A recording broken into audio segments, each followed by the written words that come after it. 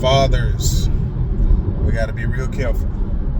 I know we love the idea that, we do a better job of raising our kids than the mamas.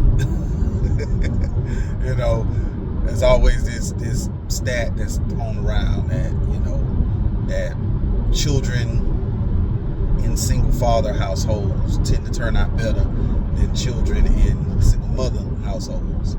And that children raised in single father households tend to have the same rate of success as children born or children raised in two-parent households. But that's not always the case. And no, I'm not talking about, conflict. I'm not talking about if mom and dad are not getting along or, stuff like that. I'm talking about in happy, healthy homes where dad is present and dad is doing, what dad does. He's there, he's providing, he's nurturing, he's protecting, he's doing all the things. I don't want to move the goalposts, but I feel like I got to move the goalposts, fellas. We also have to keep balance. We also have to set proper expectations for our children, especially our daughters. Because what we don't want is for our daughters, especially, to develop a sense of entitlement that translates into laziness. You ever, and this is just for the guys, have you ever dated a woman who loved bragging about the fact that her dad did everything for her? That she was spoiled rotten. Her daddy did everything for her. There was nothing she couldn't have. There was nothing that she didn't get to experience. Her daddy made sure that she experienced it all, so that so that she wouldn't be impressed by mediocrity, or that she wouldn't be impressed by the bare minimum from a guy. Yeah, we all done heard that, right? And there's nothing wrong with that, but here's why that can be a problem. And I'm sure just by the way I said that, you can see how that could be a problem. I'm gonna give y'all an example. I have a cousin who divorced her husband. Her husband was a six-figure earner. Loving man, never abusive toward her, didn't mistreat her, put her on a pedestal, always wanted to be under her, around her, but she talked to him in a kind of way. She belittled him, demeaned him, emasculated him in front of people, everything. This man was a six-figure earner. He put her in a house, bought her a $60,000 SUV, and they have a daughter together. And it wasn't even a year into them being in that house that she decided to file for divorce. Left him.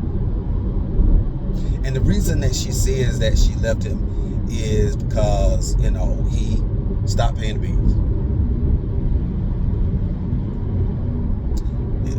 And it wasn't that he, quote unquote, stopped paying the bills. It was that because she paid the bills, his money went into the account that she had access to. And, he, revoked her access to the account. And bills didn't get paid. So that was an intentional thing.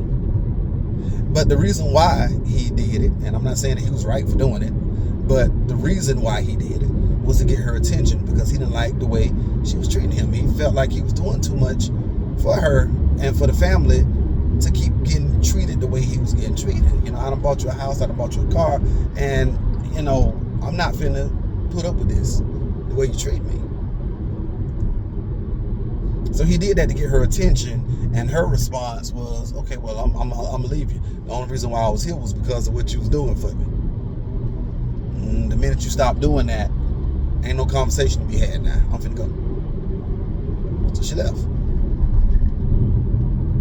The guy that she's with now does none of those things for her. The guy that she's with now can't provide for her, can't protect her, not a protector, and I don't want to give away why he's not, but let's just say he's had to have some surgeries.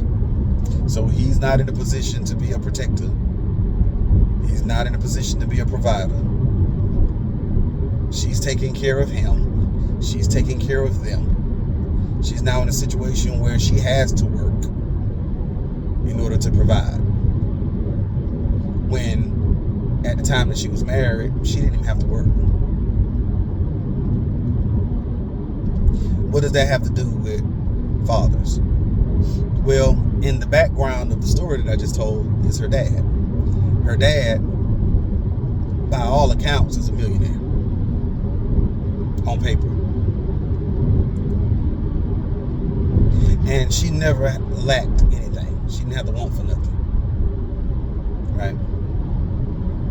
And the fact that her dad was always in the background and he was always in a position to fund her life,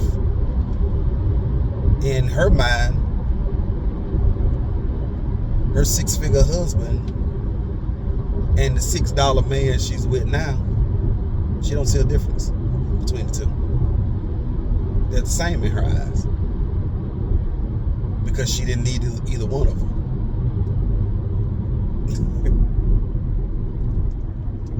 And that so that's an unfortunate example right there of how things can go left, right? And I'm not blaming him. I'm not really blaming her, really. It's just one of those situations when you create an environment, or you're in an environment where things, you get accustomed to things being a certain way. Your expectations are managed a certain way till you don't realize that it's causing a crutch that you don't see until you have no choice but to see it. And unfortunately, she's in a situation where, you know, should something happen to her dad, she stands to gain a lot of money. So she's not even worried about finances.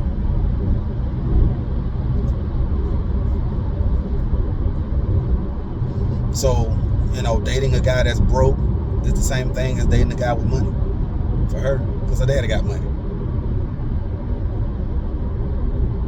Now, am I saying that that's the norm? Probably not. I think what's closer to normal is daddy got money, so, you know, any man that I get with need to have money. Any man that I get with need to be able to provide for me like my daddy provides for me. And my daddy don't expect anything of me. So any man that I date needs to be willing to provide for me like my dad provides for me and not expect anything of me either.